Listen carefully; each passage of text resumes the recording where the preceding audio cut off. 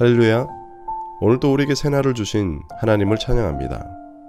오늘 주신 귀한 말씀을 통해 이 하루도 승리하길 주의 이름으로 축원합니다. 우리는 이 땅을 살아가면서 수많은 약속을 하며 살아갑니다. 그러나 우리는 쉽게 그 약속을 잊어버리기도 하고 때로는 지킬 능력도 없어 변심하기도 합니다. 그러나 우리 하나님은 당신이 하신 약속을 절대로 바꾸시지 않으신다는 것입니다. 기억하십시오. 우리 하나님은 언약을 지키시고 이루시는 하나님이십니다. 그 하나님을 오늘 본문의 말씀을 통해 살펴보고자 합니다. 오늘 본문의 말씀은 이사야 40장 1절부터 11절 말씀입니다. 제40장.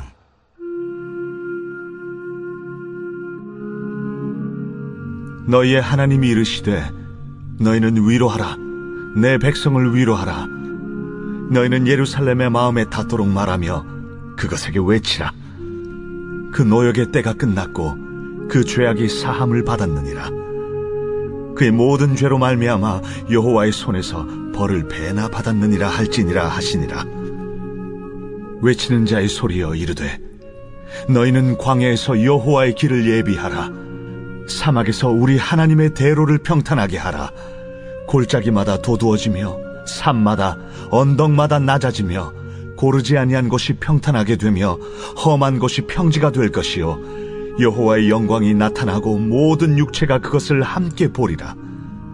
이는 여호와의 입이 말씀하셨느니라. 말하는 자의 소리여 이르되 외치라. 대답하되 내가 무엇이라 외치리이까 하니 이르되 모든 육체는 풀이요 그의 모든 아름다움은 들의 꽃과 같으니 풀은 마르고 꽃이 시들면 여호와의 기운이 그 위에 불미라. 이 백성은 실로 풀이로다. 풀은 마르고 꽃은 시드나 우리 하나님의 말씀은 영원히 서리라 하라. 아름다운 소식을 시온에 전하는 자여 너는 높은 산에 오르라. 아름다운 소식을 예루살렘에 전하는 자여 너는 힘써 소리를 높이라. 두려워하지 말고 소리를 높여 유다의 성읍들에게 이르기를 너희의 하나님을 보라 하라. 보라, 주 여호와께서 장차 강한 자로 임하실 것이요 친히 그의 팔로 다스리실 것이라. 보라, 상급이 그에게 있고 봉이 그의 앞에 있으며 그는 목자같이 양떼를 먹이시며 어린 양을 그 팔로 모아 품에 안으시며 젖먹이는 암컷들을 온순히 인도하시리로다. 오늘 본문은 바벨론에서 포로 생활을 하고 있는 이스라엘 백성들을 향한 회복의 이야기입니다. 그들은 지금 자신들의 죄악 때문에 바벨론의 포로로 끌려갔습니다. 그런데 이제는 그들의 모든 죄에 대한 죄값이 치러졌을 뿐만 아니라 하나님의 용서가 임했다는 것입니다. 우리 역시 때로는 하나님 앞에 우리의 죄 때문에 임하는 진노 앞에 우리의 삶이 무기력해지고 고통 가운데 빠져 있을 때가 있습니다. 그러나 우리가 기억해야 할 것은 하나님의 진노는 우리 안에 있는 죄의 각성이 일어나도록 하기 위해서라는 것입니다. 오늘 본문 1절에서 이렇게 이야기합니다. 너희 하나님이 이르시되 너희를 위로하라. 내 백성을 위로하라. 히브리 성경의 순서대로 번역하면 위로하라, 위로하라. 내 백성을 하나님이 말씀하셨다입니다. 위로하라는 말을 2번 반복합니다. 이것은 반드시 위로하라는 것입니다. 그런데 그 위로의 대상이 다름이 아닌 내 백성이라는 것입니다. 내 백성이라는 표현은 언약적 용어입니다. 이 말은 비록 유다가 하나님을 섬긴다고 하면서 하나님을 섬기고 신뢰하기보다 주변 강대국을 더 의지하고 또 우상을 만들고 섬기다가 바벨론의 노예로 끌려갔지만 하나님의 언약 관계를 파기하지 않으셨다는 것을 의미합니다. 그렇게 그들을 향해 내 백성이라고 부르십니다. 뿐만 아니라 약속대로 그들이 고국에 돌아갈 길을 열어주십니다. 이것은 이제 그들의 죄값이 치러졌고 하나님이 그들을 용서하셨다는 것을 보여주시는 것입니다. 이것은 성도들도 죄로 인해 징계를 받지만 그러나 결국은 하나님의 큰 긍휼을 경험하게 된다는 것입니다.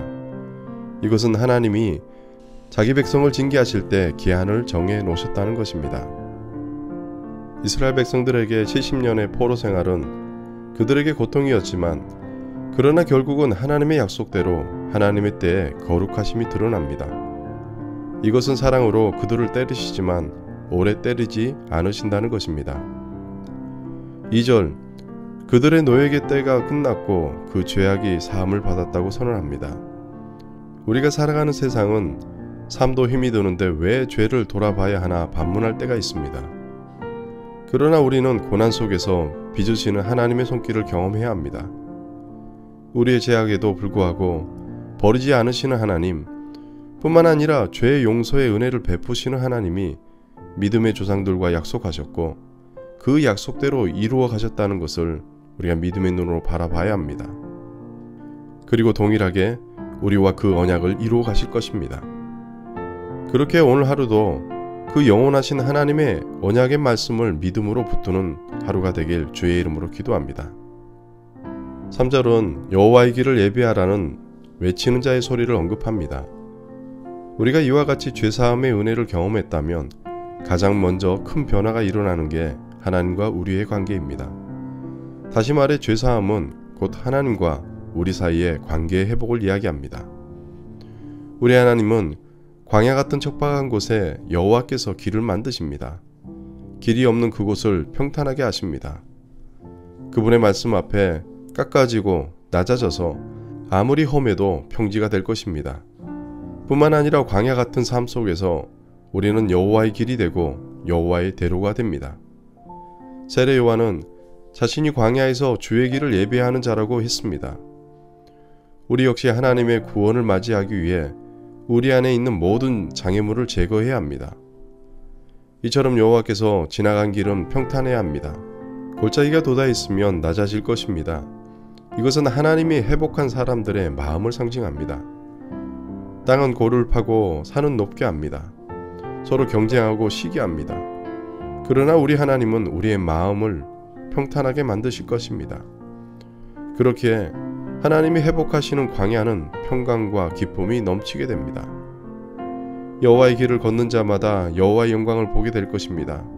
이스라엘 백성들이 포로로 있던 바벨론에서 광야를 지나 예루살렘에 이룰 수 있도록 여호와의 길을 만드신 것처럼 친히 하나님이 이끄실 뿐 아니라 우리를 광야 같은 삶 속에서 여호와의 길로 부르십니다.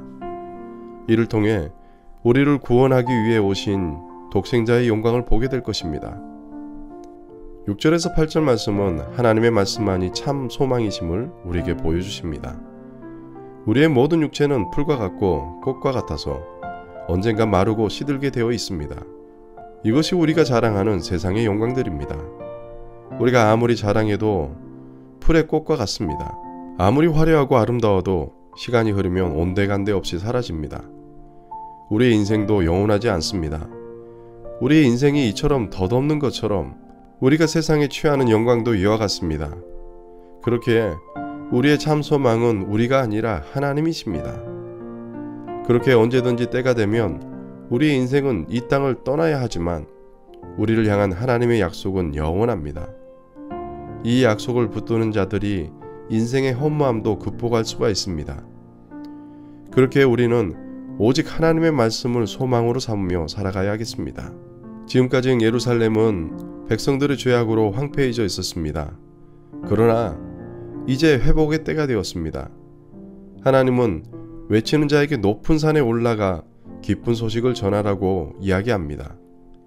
세상에서 가장 아름답고 기쁜 소식은 바로 복음입니다. 이제껏 그들의 죄악 때문에 함께 하지 않으신 것처럼 보이지만 하나님은 이제 구원의 능력을 다시 예루살렘에 임하게 하실 것입니다. 구원의 기쁜 소식으로 인해 시온은 기뻐하며 소리칠 것입니다. 죄로 인해 피폐해졌던 예루살렘에 구원의 빛이 임하게 될 것입니다. 동일하게 하나님은 우리에게 구원의 기쁨을 선물해 주십니다. 뿐만 아니라 우리 모두의 목자가 되셔서 우리를 돌보십니다. 이렇게 예루살렘은 회복을 경험하게 될 것입니다. 기억하십시오. 우리가 아무리 극심한 고난 속에 있고 절망 속에 있을지라도 우리 하나님은 우리를 능히 구원하실 수 있는 분이십니다. 뿐만 아니라 하나님은 자기의 백성을 구원하시고 회복시키시길 원하시고 때가 되면 회복시키십니다. 우리는 하나님의 은혜가 아니면 구원에 이르지 못합니다. 혹 지금 우리가 거하는 자리가 고난의 자리, 슬픔의 자리, 절망의 자리라 해도 영원히 변하지 않는 하나님의 말씀을 기억하며 믿음으로 살아가는 복된 하루가 되길 주님의 이름으로 기도합니다. 함께 기도하시겠습니다. 사랑과 은혜가 풍성하신 아버지 하나님, 우리가 살아가며 경험하는 세상은 때론 바벨론 제국처럼 너무나 커 보일 때가 있습니다. 그러나 영원한 것 같았던 바벨론 제국도 결국 무너지고 마치 풀과 꽃과 같이 마르고 시들어가게 되는 줄로 믿습니다. 때로는 거대한 물줄기로 내려오는 강물 같아 보이고 거대한 산처럼 보여도 영원한 것은 하나님의 말씀밖에 없는 줄 압니다. 세상이 아무리 크고 거대한다 할지라도 오직 만군의 주 여호와 하나님 한 분만을 신뢰하며 살아갈 수 있도록 이 한날도 은혜를 더하여 주시옵소서. 어떤 상황 속에서도 환경보다 살아계신 하나님 말씀을 더 신뢰하는 믿음을 더하여 주시고 오늘 하루도 하나님을 더 앙망하게 하시고 우리 역시 광야에서 외치는 자의 사명 또한 믿음으로 잘 감당할 수 있도록 은혜를 더하여 주시옵소서. 감사드리며 예수님의 이름으로 기도합니다. 아멘.